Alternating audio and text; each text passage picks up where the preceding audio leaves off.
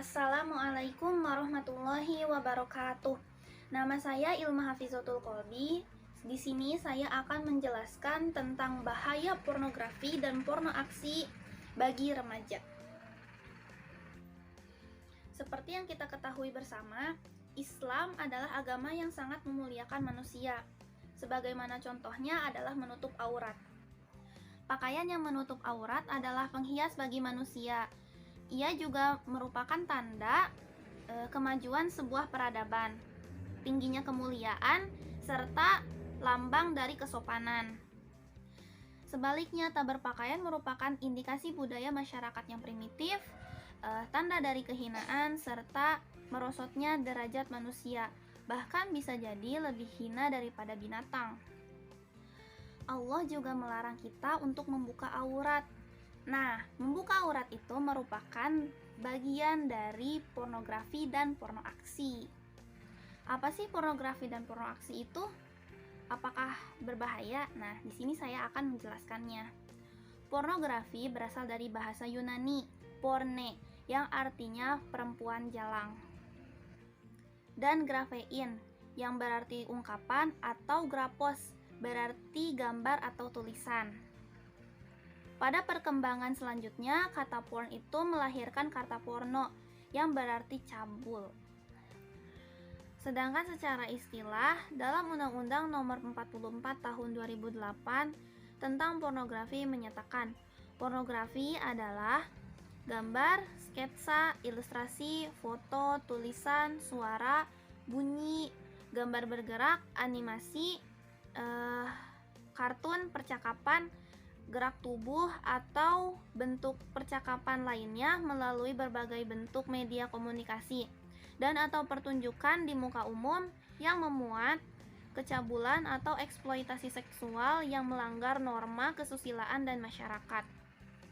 Sementara itu, dalam Kamus Besar Bahasa Indonesia disebutkan, pornografi adalah penggambaran tingkah laku secara erotis dengan lukisan atau tulisan untuk mengembangkan nafsu birahi.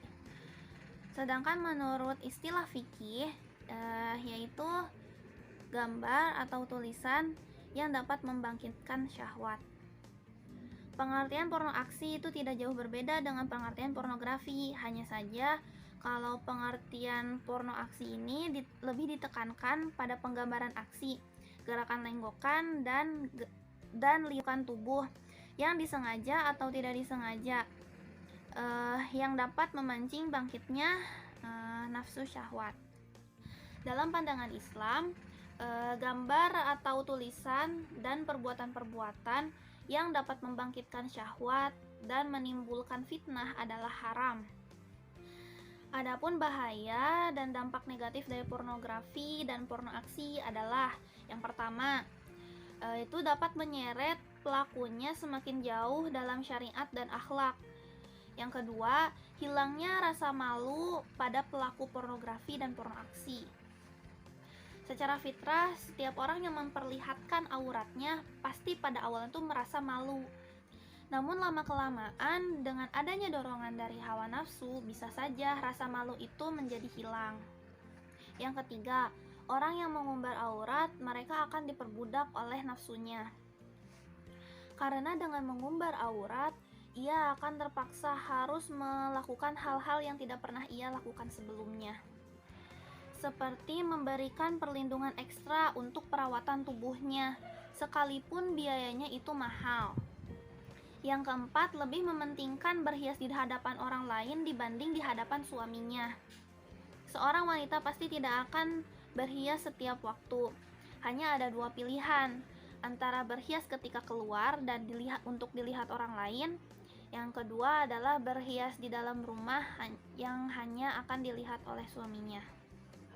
Yang kelima, pelaku pornografi atau porno aksi itu akan mendapatkan azab yang pedih di dunia dan di akhirat, karena mereka itu merupakan sebab terjadinya zina.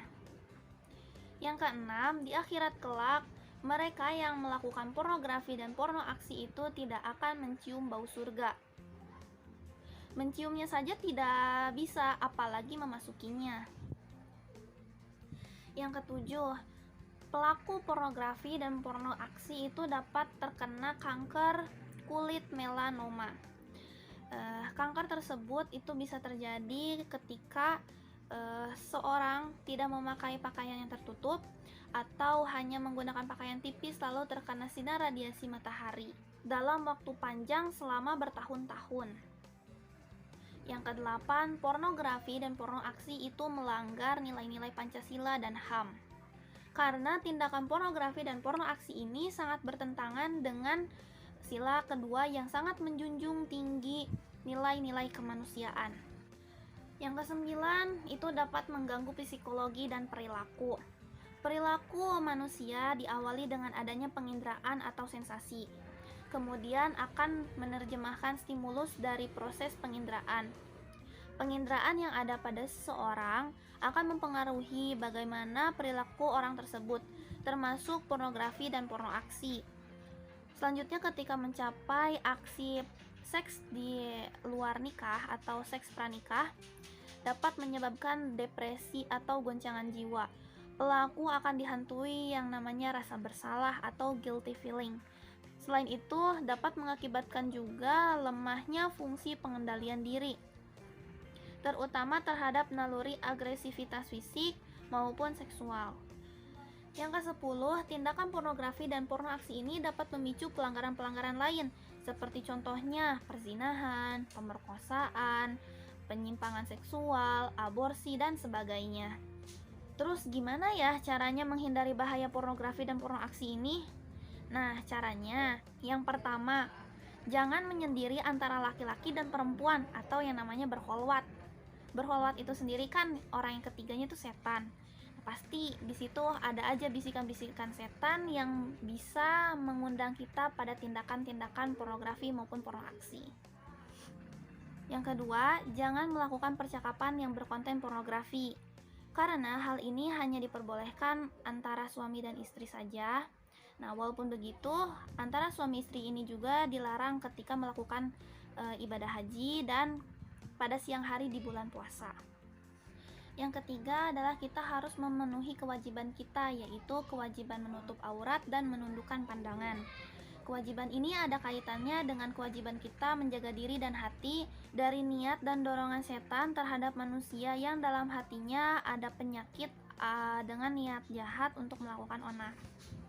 Yang keempat, jauhilah hal-hal yang mendekati zina. Yang dimaksud mendekati zina ini seperti adanya niat, perkataan, perbuatan yang mendorong kita ke arah perzinahan. Yang termasuk dalam kategori zina adalah berdua-duaan antara laki-laki dan perempuan atau berkholwat, lalu mengucapkan ungkapan-ungkapan yang merangsang atau mempertontonkan bagian yang merangsang baik secara langsung maupun melalui gambar porno yang merangsang birahi. Selanjutnya yang kelima, harus adanya hukuman berat bagi para pezina. Hukuman yang berat ini untuk memunculkan rasa takut untuk melakukan dan juga adanya efek jera bagi yang telah melakukan. Para pelaku zina itu sesungguhnya telah kehilangan martabat diri. Oleh karena itu, kita harus menjaga diri kita, dimulai dari memelihara diri kita dari pergaulan, obrolan, sampai kepada perilaku-perilaku yang membawa kita terhadap perzinahan, seperti berdekatan dengan lawan jenis, dan lain-lain. Pornografi dan porno aksi merupakan perbuatan haram, jadi kita harus menjauhinya sejauh mungkin. Cukup sekian yang dapat saya sampaikan, mohon maaf apabila ada kesalahan. Semoga video ini bisa bermanfaat bagi kalian semua. Wabillahi taufik wal hidayah. Wassalamualaikum warahmatullahi wabarakatuh.